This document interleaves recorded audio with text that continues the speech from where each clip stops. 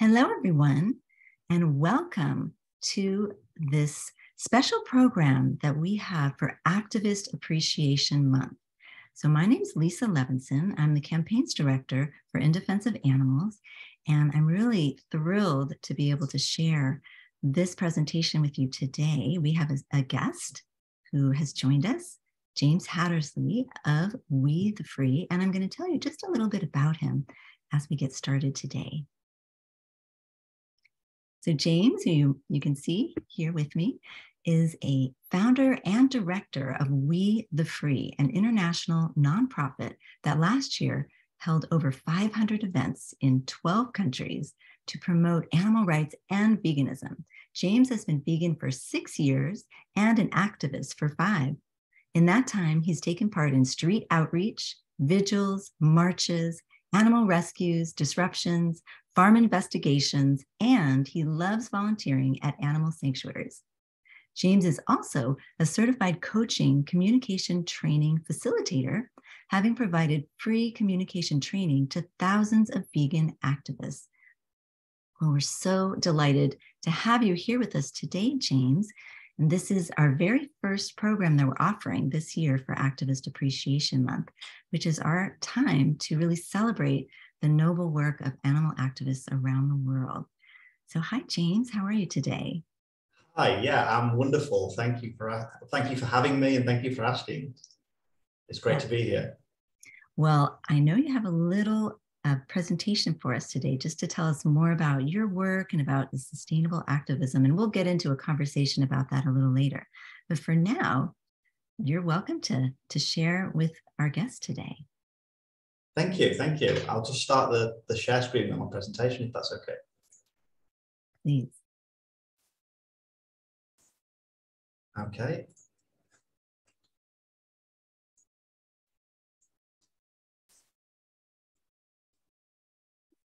And I'll just check, Lisa, before I start, if everyone can see my presentation. Yes, it looks perfect. Great, thank you. Okay, so thank you for joining.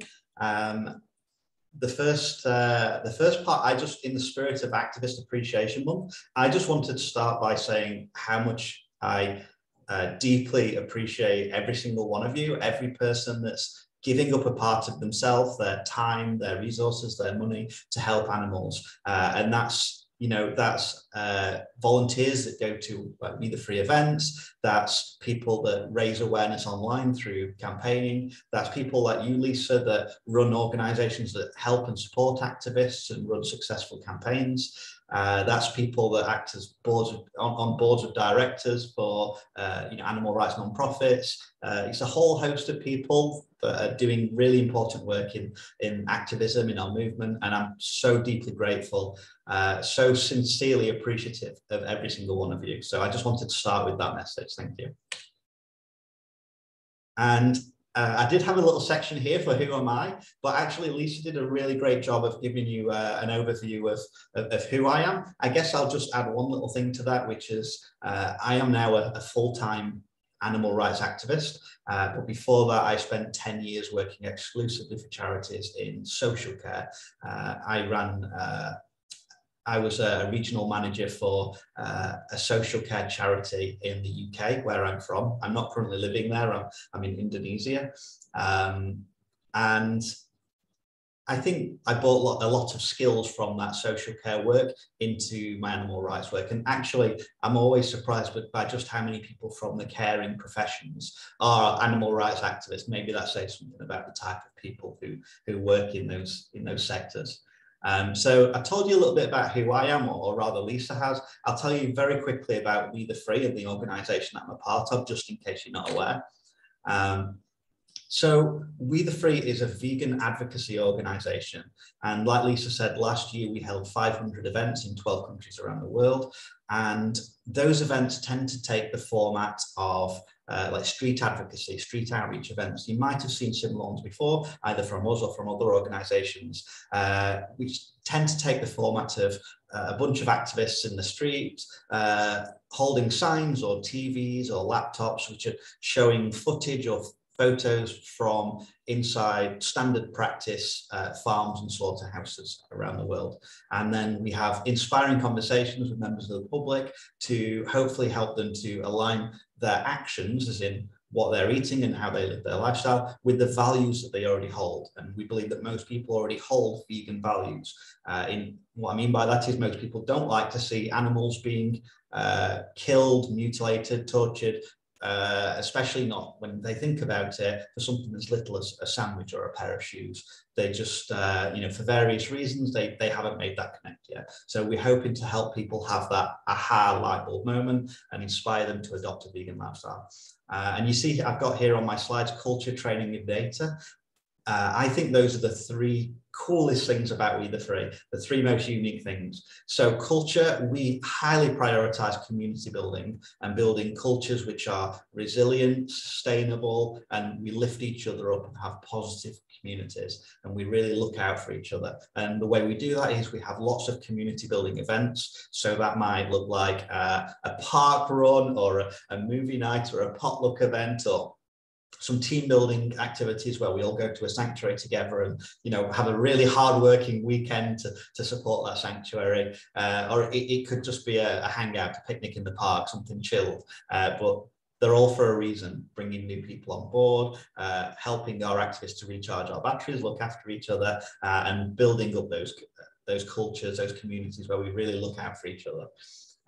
Training, so we source and provide professional level training to activists all around the world, and that could be sustainability training, that could be communication training, it might be non-violence or non-violent communication, it might be leadership training for our organisers.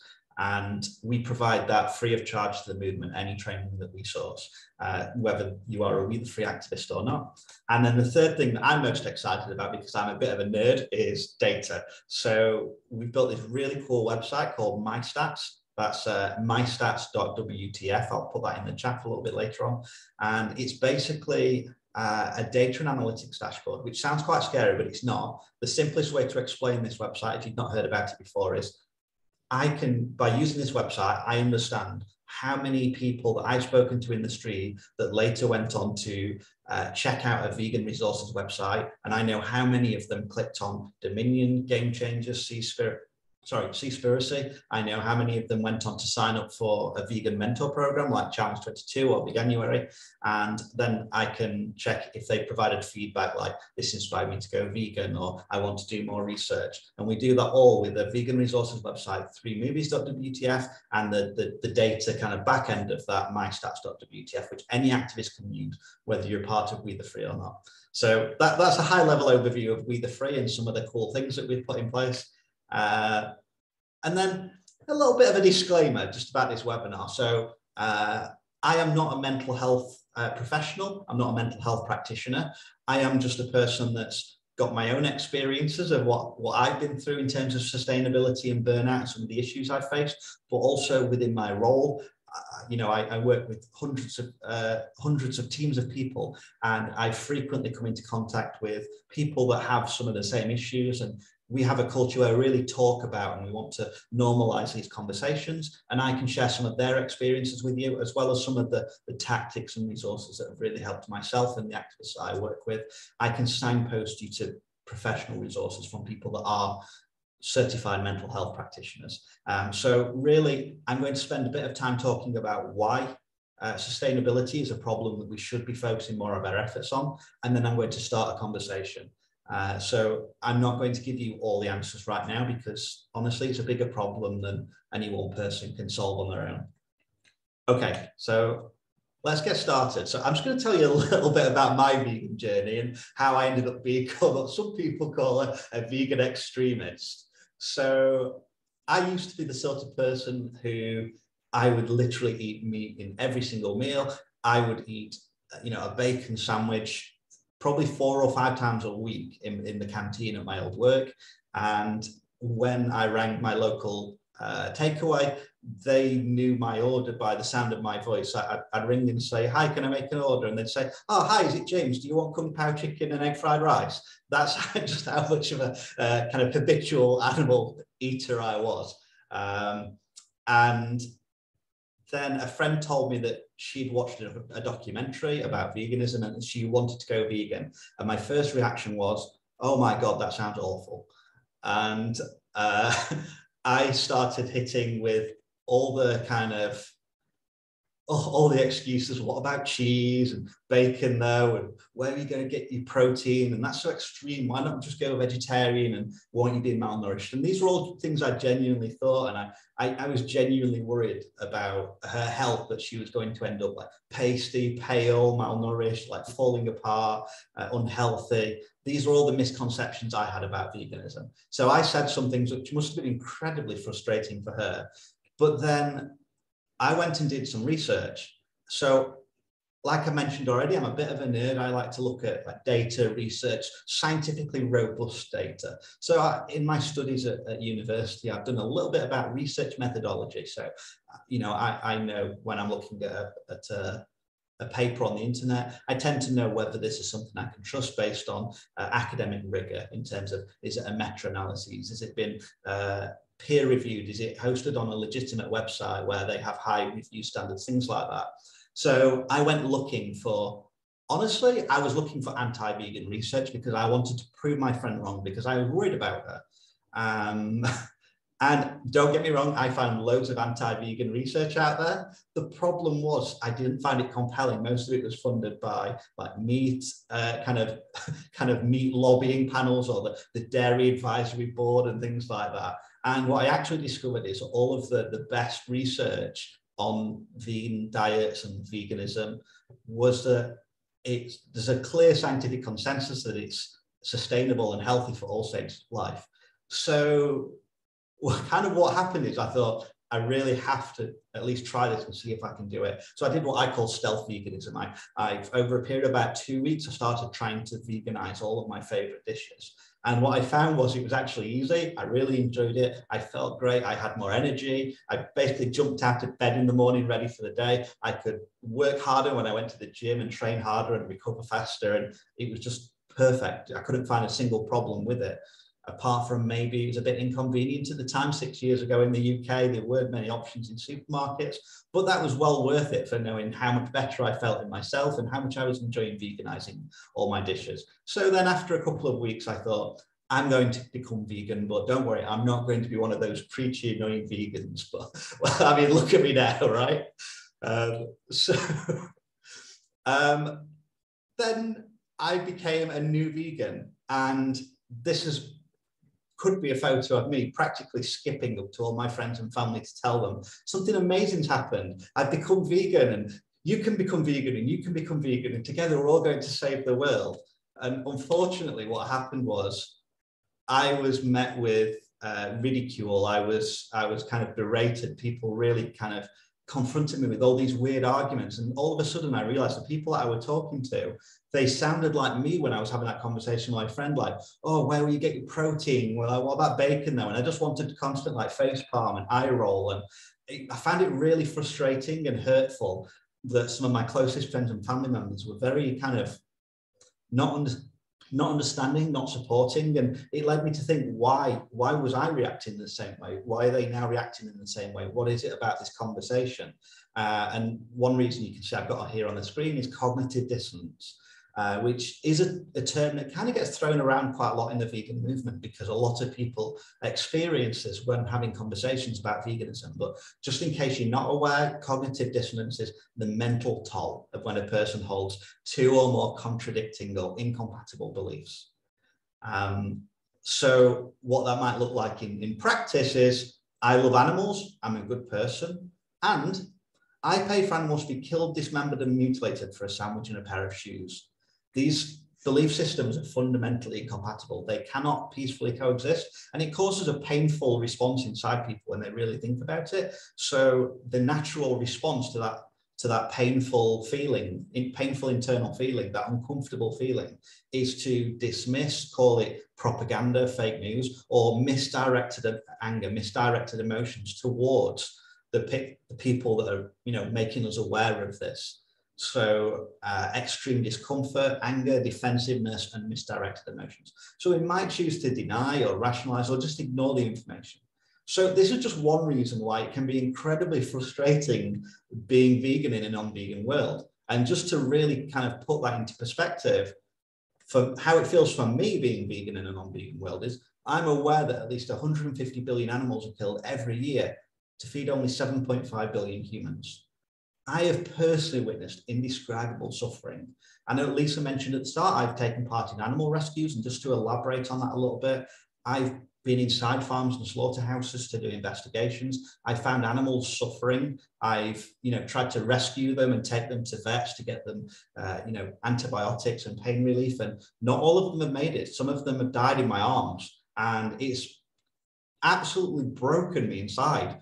And the things I've seen in the slaughterhouses, baby piglets having seizures on the floor and just dying in front of me, or having their heads bashed on concrete, or being put in gas chambers. And that's just one animal. I've seen it for lots of different animals. And I feel deeply traumatized at the things I've seen. And then when I try to make people aware of this injustice, an injustice which I see every time I close my eyes at night and I try to sleep, I see this horrible suffering. I get flashbacks to this suffering. And when I try to speak up about this injustice, I'm faced with ridicule, resistance, criticism, or indifference. And I experience social pressure to comply. And I'm told, don't be a preachy, annoying vegan. And I just feel like I want to give up, How can I continue existing in this world? And somebody's actually come up with a term for this, a psychologist, a vegan psychologist called Claire Mann, called dystopia. So a dystopia is an imagined state where everything is unpleasant or bad. And you might have seen this concept in movies like a dystopian future, set in the future after a nuclear war or something like that, where everything's everything's ruined, there's nothing good, maybe the environment's ruined, the planet's ruined, society's collapsed. It's a state where everything is unpleasant or bad, there's no bright future. And this is how it can feel for vegans, especially when we try to communicate about veganism and we get met with such cruelty and indifference. So dystopia is an existential crisis experienced by vegans, which arises out of an awareness of the trans-like collusion with a dystopian world. It's the awareness of the greed, ubiquitous animal exploitation and speciesism in a modern dystopia. So a lot of people feel this way, and you might not feel this way, or maybe you just feel this way a little bit, or maybe you've completely lost faith in humanity right now and you're feeling completely misanthropic, because I've been there several times in the past, and I try to avoid going to this state because life really sucks and you can't get enjoyment out of life when you feel this way. So this is a quote from my friend Jess, who's not like some famous activist or anything, but I was telling her one day about how I felt. I was just starting a conversation about my mental health, and I was really struggling on this day. And she thought for a second and said, it's difficult being people who feel deeply, isn't it? And it made me aware of all of the people that are most traumatized by the animal suffering that we're aware of, with people that get involved in this, most likely because we care, we've got the values of compassion and kindness and respect and justice. And actually it's a good thing that we feel this way, because we're fortunate enough to have these values. So just a little bit of reflection there. It's kind of a sad irony, I guess. Okay, so I just want to talk a little bit about burnout.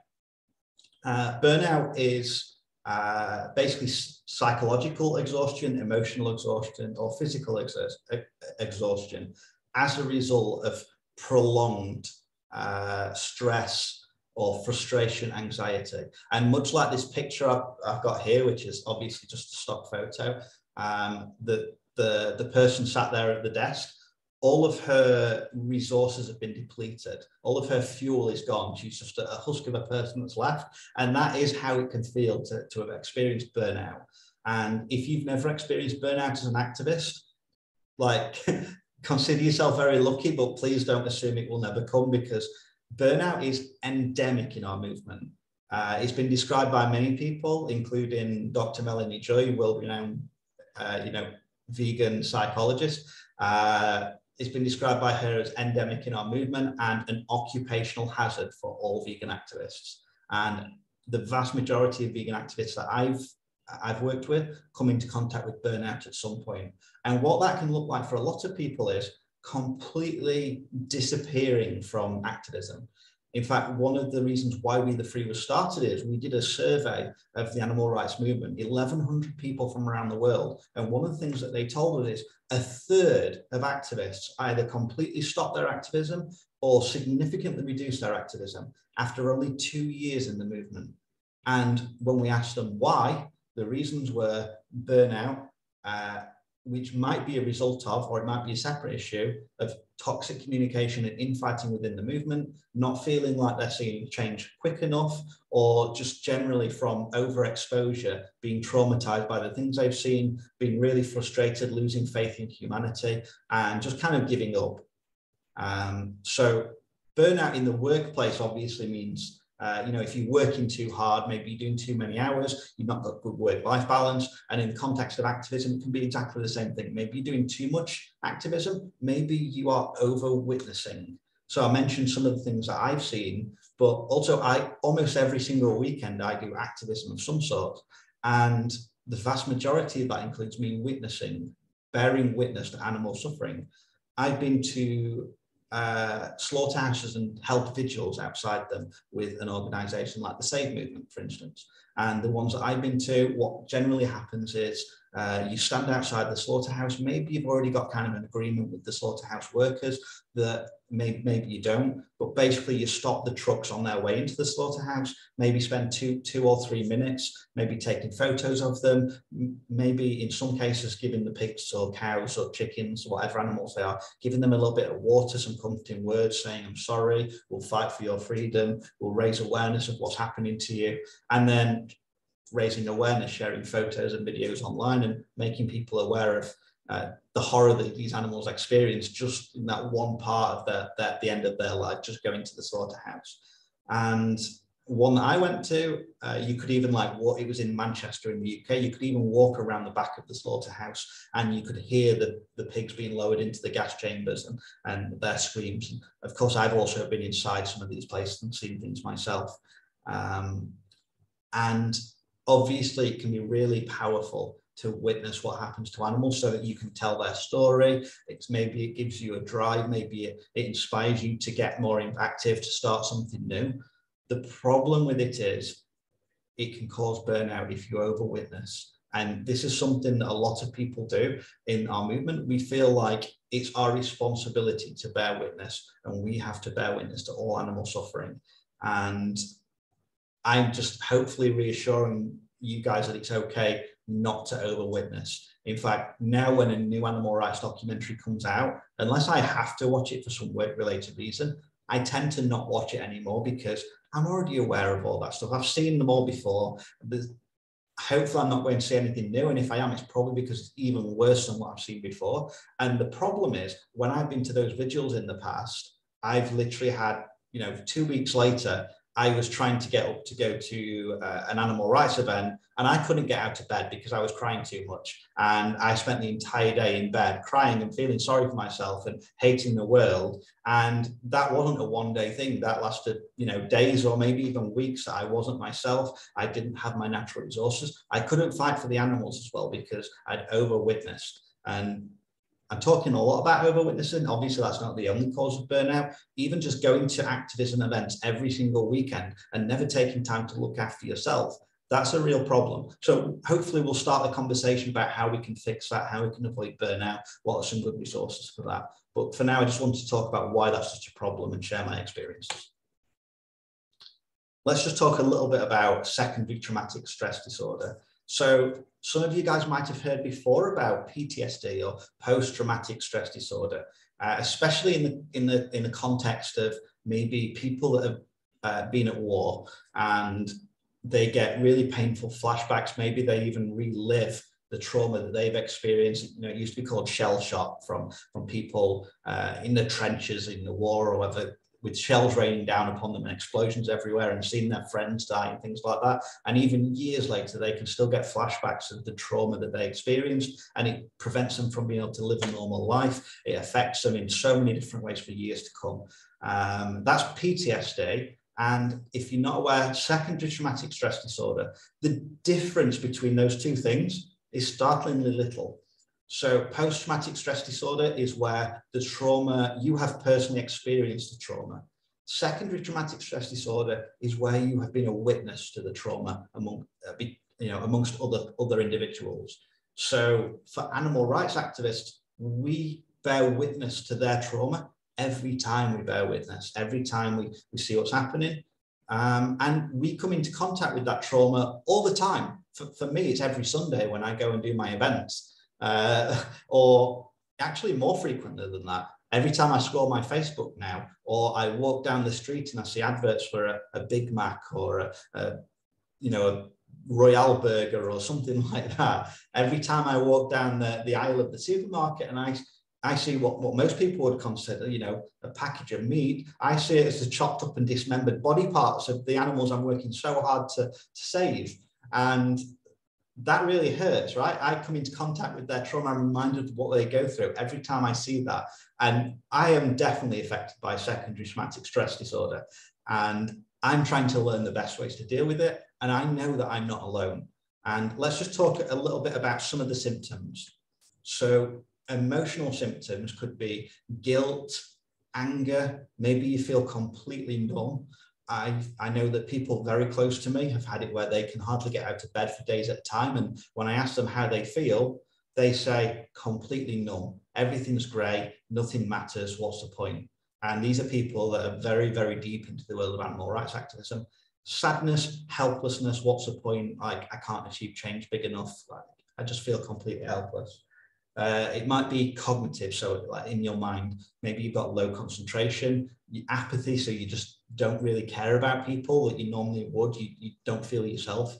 Maybe really rigid thinking, you're very set in your ways, everything's black and white. Maybe you've got what some people call the victim narrative, where you are either the victim, the animals, or a perpetrator, people that eat animals. You are a bad person. Everybody that eats animals is evil, and you get stuck in this rigid thinking. And perfectionism, like toxic perfectionism, where nothing I ever do will be good enough. If I catch the bus, some insects may be hit by that bus on my drive to work. Therefore, I just have to stay at home. I'm not allowed to catch the bus in case an insect gets hit by that, just in case. I generally experience people going through this because they're so traumatized. They're absolutely terrified of, continuing to take part in this trauma. Behavioral issues such as complete withdrawal, difficulty sleeping, or even difficulty getting out of bed and staying awake, just wanting to sleep all the time. Appetite change. For me, I comfort eat. For other people, it might be that they don't have any appetite, an elevated startle response. So by that, I mean like something's happened, and like maybe you have a really over the top reaction to something small, like a person slamming a door. It reminds you of an animal in a cage having the door slammed and then being imprisoned. Or obviously in PTSD, that might be someone slams a door and you think a bomb's going off, if it's somebody that's been at war, for instance. And then physical symptoms, so heart rate increase, breathing changes, muscle and joint pain, impaired immune system. This is something that's affected me personally. I've had real bad bouts of not really taking good care of myself when I've been depressed or hurt because I've over-witnessed, or I've just hit the activism too hard and I've not really had a good balance and not taking care of myself. And all of a sudden I'm getting ill all the time, like random infections. And even when I've been to the hospital, they can't find any obvious reason for the infection, and they think my immune system was bad. And then when they check it, everything seems fine again. Maybe that was a symptom of STSD, maybe not. I don't know, I'm just one person. But this is not just me making a list, these are documented symptoms in the scientific literature. So if you've experienced any of these, if you've experienced this, helplessness, hopelessness, numbness, or any of these symptoms, it might be that you're affected by the things that you've witnessed, the trauma that you've experienced. As survivor guilt is another way it's been described, or even compassion fatigue.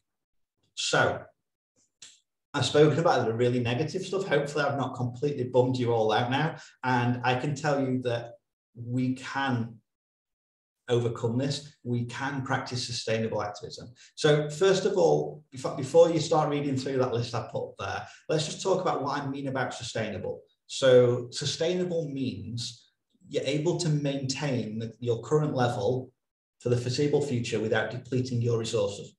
So by resources, I mean time, money, but also energy and emotional, and how much of yourself you can give to it.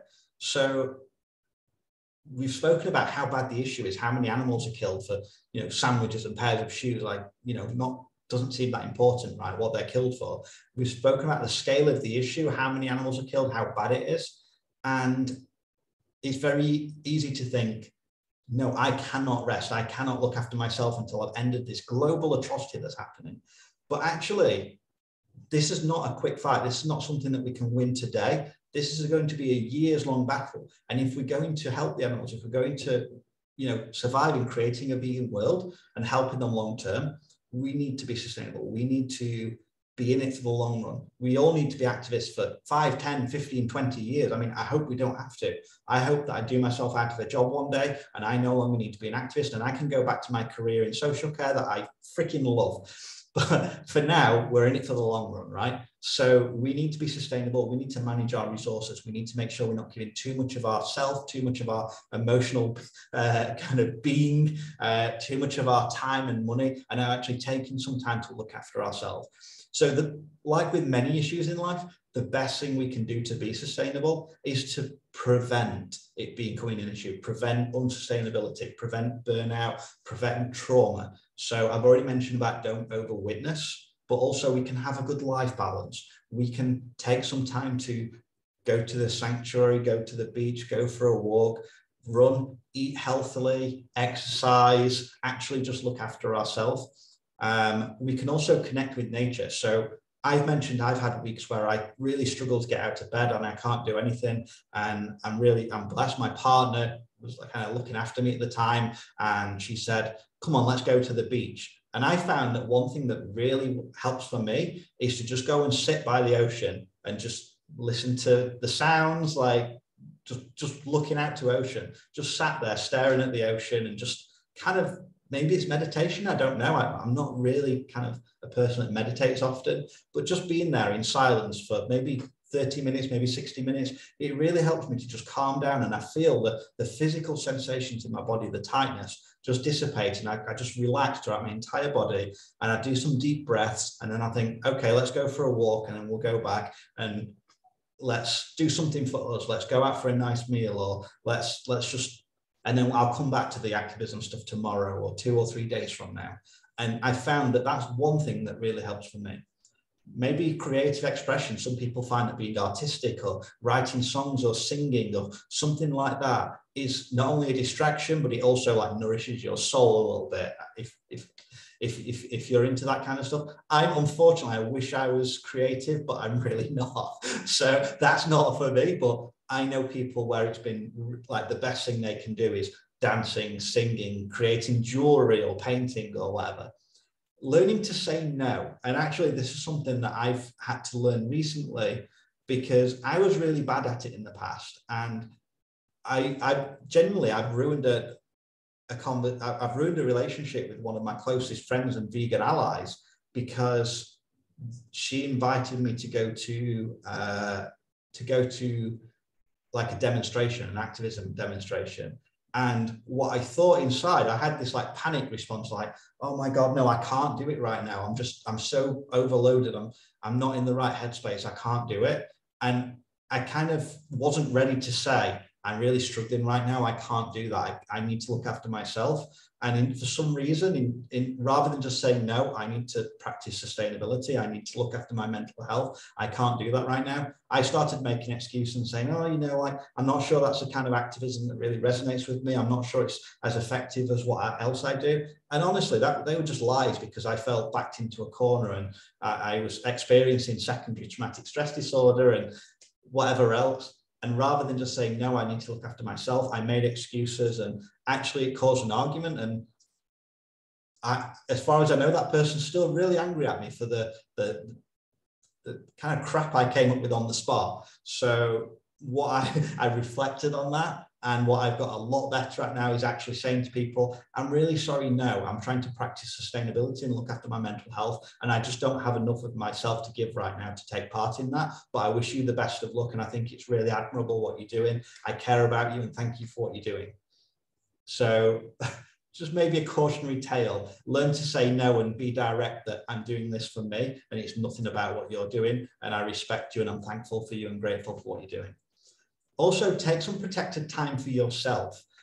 So I've actually started putting in my calendar. I mean, obviously, I'm a full-time activist. I'm a professional. You know, it's my job. So I've got like a work calendar. Maybe you don't have that for your activism, but still protect some time. So if you have got a calendar, put a block in your calendar that says protected time or self time or, you know, mental health time or whatever you want to call it. And think about things that help you. I mentioned for me, just going and being in nature helps. Maybe it's something different for you. Take note of what that is. And in your protected time, or even if you just want to sit in your pants and play video games or watch Netflix, you know, whatever works for you. And then develop your personal mental health kit. So I'm not sure if this is like a widespread concept in movements. This is a concept I came into contact with in my previous job role, where I did work with people with lots of mental health difficulties. And one of the things that we would do with people is build personal mental health kits. And what I mean by that is, it could be a box, like a physical box, or it could just be a list you've got of all the things that help me when I'm feeling really low.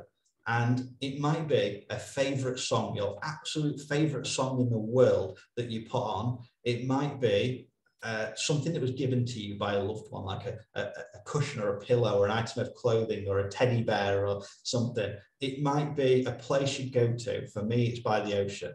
It might be a comfort cartoon you watch on television. It might be some art that you do or some activity you take part in, but just make a list of all the things that help you to feel good, to feel better, to feel more at ease with the world, to gain a little bit of joy from the world, and have this as your emergency first aid kit, your mental health first aid kit, and call upon that when things are feeling bad, when things are feeling down. And learn what your early red flags are for burnout, for trauma. So for me, I start to get physical sensations where maybe my heart rate increases. I feel restless. I find myself pacing around a lot more. I struggle to be as productive because I feel like I don't know where to start. It's hard. I've got such a long list of things to do. I don't know where to start. And rather than doing any of them, I kind of put them all off and kind of panic. And I can't plan my day as much. And maybe I just feel like my mind is racing. And these are all like warning flags for me, red flags for me, that I'm not coping quite as well with my workload. I'm not in balance. I'm starting to experience burnout. And now that I'm aware of those red flags, when I experience them, a little warning flag goes off in my head and I think, I need to change something. And I'll start saying no to things. Only the other day, a friend of mine who's really big into like mindfulness and meditation and like really good stuff, he was actually doing something for this, but like workshops, and he reached out to me to say, would you like to be a part of this workshop? And I replied to him saying, that sounds really worthwhile. I'm so grateful for you doing it. I love you, man. But actually, I'm starting to see some red flags in some of my activism, my burnout red flags. I need to take time for me. So I'm going to say no on this occasion, but please let me know when there's another one and I'll try my best to participate and support what you're doing. And because we've got that relationship where we communicate in this authentic and open way, he said, I respect that. I can't complain. Please take the time you need. Let me know if I can help at all and I'll see you at the next one.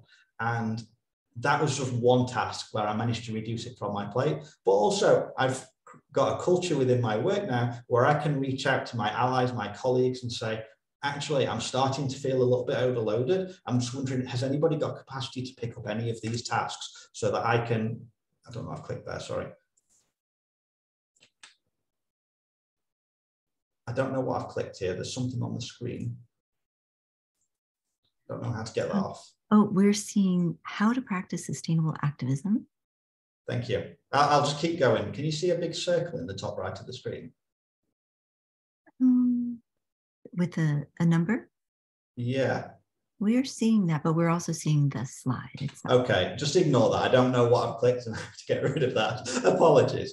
Okay, so I'll just go back to the point if that's okay. So yeah, I've created a culture, relationships with my colleagues where I can say, does anybody have capacity to pick up any of these tasks? Because I'm feeling a bit overloaded right now. I'm not feeling in balance. I just need a bit of support, a little bit of help. And people will say, I can do this, I can do that, I can do that. And likewise, when somebody comes to me and says, I don't feel like I've got a good balance right now, I'm not coping so well, I'll say, what can I do for you? How can I relieve a burden? How can I, are there any tasks that I can take off you and either do it myself or delegate it to someone else within our team? And that's just one thing. And then actually, Dr. Claire Mann, she talks, she's the one that spoke about dystopia. One of the kind of sections in her book and on her website is like, is there a cure for dystopia? How do I deal with these feelings? And joining a community, joining a tribe, being a part of the solution are all things that can really help. So maybe you are currently just like an online activist or you do your own individual activism or grassroots activism. And these are all perfectly valid things, but also maybe join your local We the Free team or different organizations like activism team, join that community or join the communities from In Defense of Animals. They've got like a support group, which we'll share the links in a little while. Being a part of a community, a tribe, people who understand how you feel and they feel the same way can really help you to develop healthy habits, to have people that understand you, to not feel so alienated. These are all things that can really help prevent you getting into a bad place. And actually, a lot of these strategies will also work if you're already in a bad place. And obviously, it's just they work better if you can get them in early to prevent getting into a bad place in the first place. But some additional strategies that might help on top of the previous strategy in terms of treatment. So asking people for help, joining a support group, also seeking professional support. So actually going to a psychologist, a therapist, a counselor.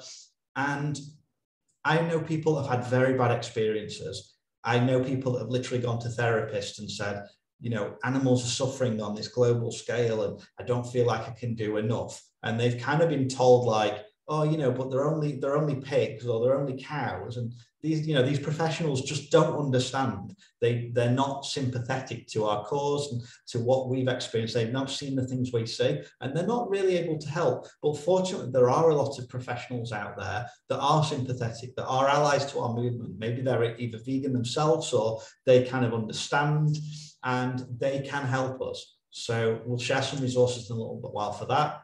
Also, some close friends of mine have said that journaling really, really helps them when they get into a dark place. It's just like actually going through and writing all their thoughts and feelings and what's happened and what's triggered. And it just helps them to rationalize their emotions and to maybe understand that this is not permanent and I won't always feel like this and I will start to feel good again. And that's one thing that helped. And then also implementing your mental health first aid kit that I spoke about in the last section.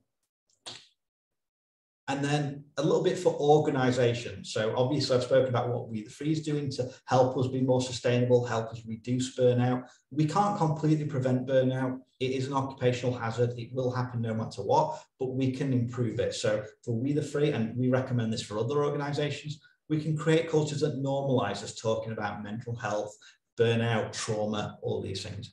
We can provide training to promote sustainable practice. Leadership should set good examples. So I will set good examples. I will try my absolute best to not reply to emails at 4 o'clock in the morning and to have a good balance. I'll put in my calendar that my team can see I'm having a mental health day today. I'll tell them to do the same thing. Make sure you put time in your calendar to have a mental health day. Maybe we can adopt policies to promote and support self-care, and we can make counseling available to team members. And for me, one of the most important things is to celebrate wins, to celebrate not just in our organization, but also in our movement, and help us realize we are achieving things, we are helping animals. Just look how many new teams we've got, look how many conversations we held, look how many people watched this documentary because of us, look how many people signed up to a mentor program because of us. Celebrating these wins is a really good way of helping people to feel like it's not hopeless. We can achieve change. So this is great for organizations, but also if you're not doing this personally, maybe you can take that into account as well. So I've got some resources here that I mentioned before. The top one, CEVA, that's Centre for Effective Vegan Advocacy. We're going to share the links in the chat in just a second, or maybe Lisa can do that now, but sometimes they don't work in the Zoom chat for some reason. So we'll find ways to share these with you. But this is CEVA, like I mentioned, the Centre for Effective Vegan Advocacy. This is a project of Beyond Carnism. So if you're aware of Beyond Carnism, it's an organization run by Dr. Melanie Joy, who is a phenomenal communicator on this topic. And she's she's built with her team this amazing training. And it's an e-learning training that I think you can be asked to pay for it, but there's also coupon codes to get it completely for free. So for all we the free activists and people that are part of our community, you can access it for free. I think you might also be able to get one on the website, but for our activists, they just enter, it's either WTF or WTF activists as a coupon code, and it's completely free. And everyone I know that's been through this training says that it's really helped them. When I went through it, it helped me to understand the trauma that I have. It helped me to rationalize it and understand how to deal with it. It gave me some really cool tools to get better at understanding my own trauma, my own burnout, and learning how to deal with that, as well as, honestly, I can't say enough about it. If you've not been through it yet, I highly suggest you sign up for it.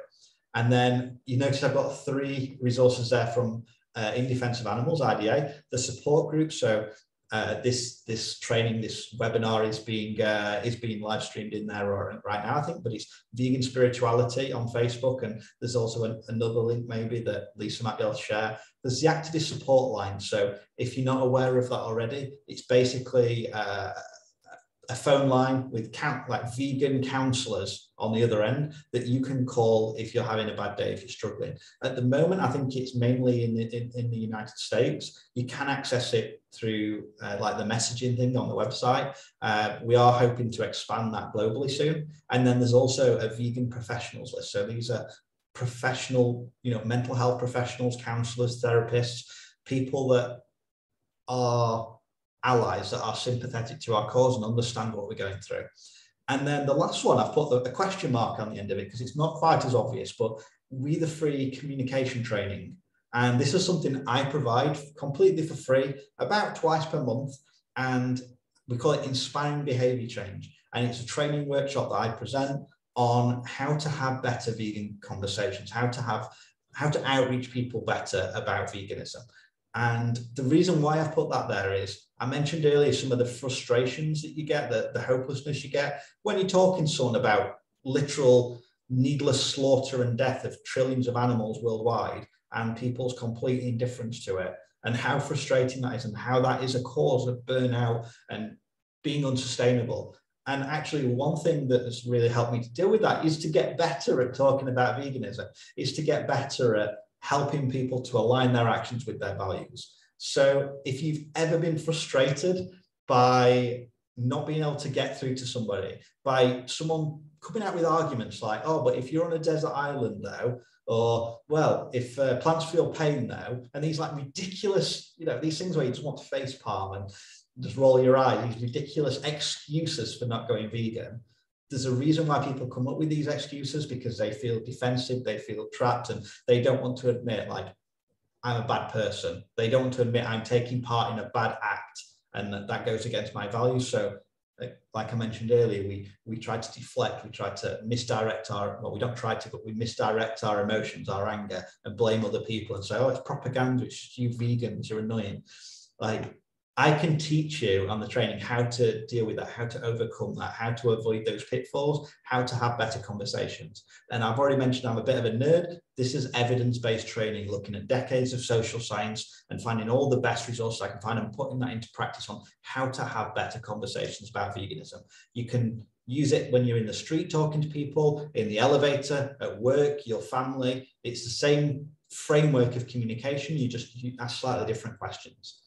So that's the last of the resources I wanted to share. And now what I want to do is kind of open up the conversation and invite Lisa on to have a bit of a discussion about that and start a conversation which you guys can be a part of.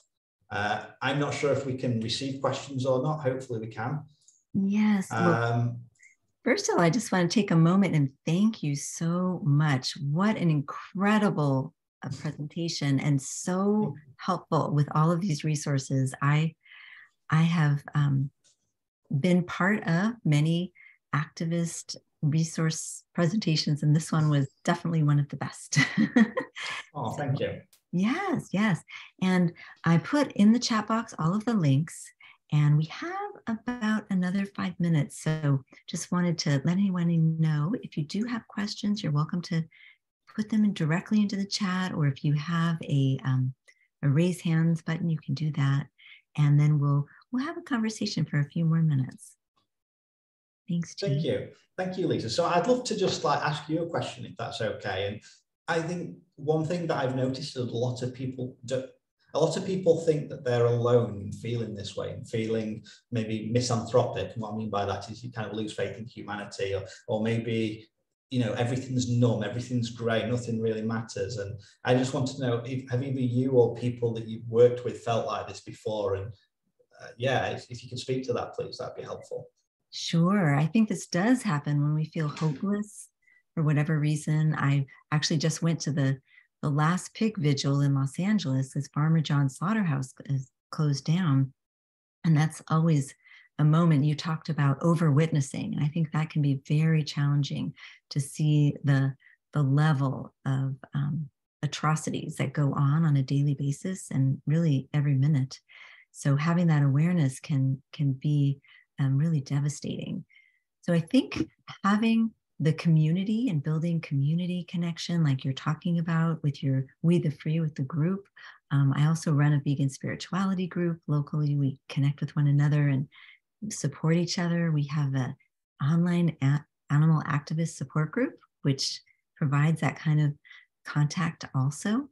So I think those things help. And then personally, I really like to release any tension that is built up physically by stretching, going for a walk, connecting with nature, even sometimes just taking a moment to cuddle with my cat. Those things can help, like, bring me into the moment, into the here and now. That's a really good point. And actually, that's one thing that really helps me as well that I didn't mention, because I can't really do it where I am in Indonesia. There's not any vegan sanctuaries near me, unfortunately. But actually going to a vegan sanctuary and just spending time with animals that have been rescued, that are living out a peaceful life, they've been treated with compassionate kindness, that has really helped me to understand the world's not all dark. There are good people doing amazing work, and some of these animals have been saved and they have such good lives, and just being around them can really recharge my batteries and help me get ready to go back out into that cruel world and do some good work again. So yeah, I guess that's something I definitely recommend to anyone that's if you've got the opportunity to go to a vegan sanctuary near you and spend some time with some animals, I recommend that. I see we've got a question from Vida. Is this presentation on the WTF site? If not, I recommend adding it. No, it's not, because I actually built this presentation yesterday, but I'd be more than happy to put that on there, or it can be attached for this this live stream, this video, when it goes live as well. Thank you so much. That would be very helpful, because you put together so many great resources. And if it's up on your webpage, we can include the link. Oh gosh, this has been such a delight to be here with everyone today, and to hear some of the tools, James, that you use. And I think these are things that we can incorporate into our daily self-care practice. And also having that activist toolkit. I love that idea, to have that just at the ready when you need it. To have the kind of support, and to know that the feelings that everyone has when we feel that helplessness, hopelessness, or compassion fatigue, those are very normal and natural feelings for being an animal activist. You are part of our community, and we are making strides to help animals every day. And sometimes we have to remind each other about that. 100%, yeah. And I just want people hearing this now to know that you aren't alone if you felt that way. Many of us do. And also, these feelings will change. You will, these feelings of anger and hatred and frustration and things, they're not permanent, and you will move forward and you will start to feel at least a little bit better, and you will start to have positive days. And then somewhere out, out of nowhere, a person turns up and says to you, hey, I spoke to you a few months ago and I just want to let you know I'm vegan now and you've changed my life. And, sometimes something like that is all you need to completely snap out of it and think, I'm making a difference, I'm achieving what I want to. And maybe it looks different for you, but that's the sort of thing that can really help me as well. And we had another question or comment about just what you were mentioning about anger. When we feel angry, especially towards people that we're trying to influence in some way, that we experience that kind of irritation, frustration, and that's also normal. We are wanting to change the world. These are very high stakes for climate change and for animal suffering. And we would love to have everyone have these similar kinds of intentions. It doesn't always happen.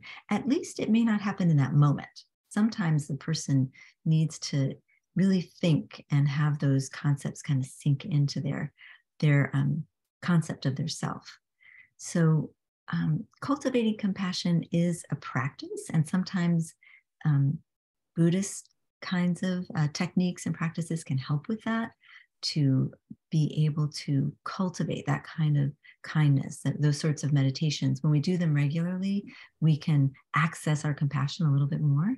And it's okay if you don't feel it in that moment. It's totally fine. It's very normal.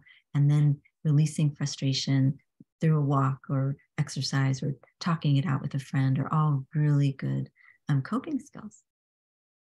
Thank you. If I could just add to that quickly, Lisa, I know we've probably not got much time left now, but Natasha, that's a great question. Thank you. And in terms of feeling anger and frustration toward non-vegans, I feel it all the time, especially when they start hitting me with things like, oh, but plants feel pain. And I mean, I guess people might reasonably believe that, but the desert island scenario, right? People always seem to go for if you're on a desert island and there's nothing to eat but a pig. I've heard that so many times now. I just want to roll my eyes and slap myself in the head and like, oh my God, not this again. And the reason why that's so frustrating to me is because one thing I frequently ask people at events, in conversations is, what would be the hardest thing for you to go vegan? And when I ask that question, nobody's ever said, I'm worried that I might end up on a desert island with just me and a pig, right? That's not a genuine fear that people have. It's when people are reaching for that, I understand it's because they feel backed into a corner, they feel defensive, and they're reaching for anything they can deal with. And this is something I actually talk about quite a lot in the communication training. Maybe the first third of that training is about the attitude and skill with which we go into conversation. So skill is in going through the training and practicing like different objection handling techniques and things like that, but also the attitude with which we go into conversations is extremely important. And if we go into conversations like judging people, feeling like they're evil because they take into things, if we don't extend compassion towards them, then that can actually really negatively impact on the success of that conversation, because we don't realize it, but we're basically emotional sponges as human beings, and we pick up on the vibes of everyone around us.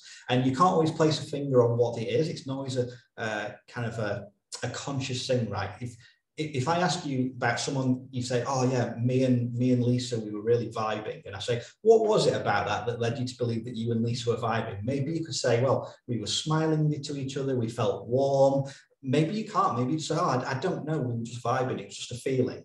And you get that feeling with every single person you come into contact with. There's some kind of vibe. And it's not always a conscious thing. But if you go into that conversation, maybe you've got clenched fists, or your body language is a certain way, or you're clenching your teeth, you're judging them. You're thinking, I have contempt for this person because they're not vegan. If you have that mindset, it will impact your conversation, because they will feel attacked, defensive, they're more likely to feel those things. They're more likely to feel judged, attacked, defensive, that you have contempt for them. And contempt can be a very toxic emotion. It can lead to people feeling very frustrated and defensive.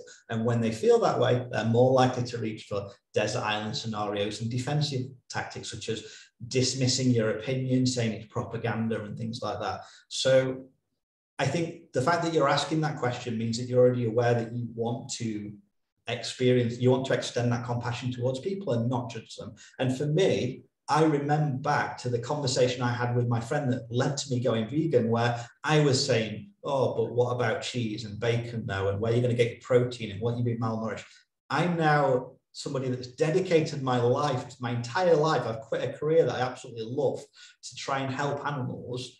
And I came from one of those awful conversations. So I just try to give people the benefit of the doubt. Every single person I talk to in the street or on the beach or wherever, I try to give them benefits of the doubt that they might be a future me. They might be someone, even if they are coming out with all these excuses and it's incredibly frustrating, maybe it's just because they're not as far on their journey as I am.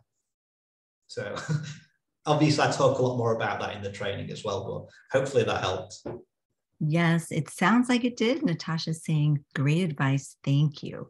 So this is wonderful. And we hope that people do join into the training. And also you're welcome to check out the resources that we have with In Defense of Animals and the SEVA training as well.